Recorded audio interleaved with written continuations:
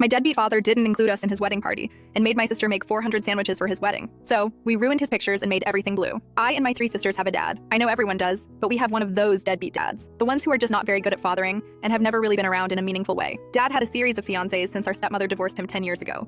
And so when he told us a few years ago he was engaged again, we didn't take him very seriously. Most of us live far from him. And the real star of this story is Sasha, who lives in the same state as him. For his wedding, he asked her to cook everything. All the sandwiches for his 400 invited guests, all the sides, and even the cakes. She said yes, and as a result, was incredibly stressed. Here's where it gets good. Sasha had recently dyed the underside of her hair navy blue. You couldn't see it unless her hair was up, and it was short enough that it was hard to tell anyway. Dad told her that she needed to dye it a normal color, or she would ruin his wedding pictures. So a plan was hatched. I was certainly the driving force behind this as the day of the wedding drew near, and we all drove in to see our sister working her ass off, and our dad not paying the least attention to us. Then I found out his new wife's kids were in the wedding party. In fact, they were the whole wedding party, and we weren't. They were all wearing navy blue, and we were expected to wear any other color. Here's where the plan comes in. Sasha was the only one who communicated what color we should wear, so I called everybody and asked for 2 things. 1, to dye their hair blue, and 2, to wear a navy blue dress. My sister Lisa and Jana went shopping with me, and we hunted for 3 hours for navy blue dresses in July, and purchased the best ones we could find. Then we all went to Sally's Beauty Supply, and got demi dye for our hair. We arrived the next day at the wedding with blue hair, blue dresses, and shatty-eating grins. Dad wasn't thrilled. He asked what the hell we did to our hair and said something to the effect of, point taken. Also, 400 people did not attend. Maybe 20 did. Yes, it was incredibly satisfying.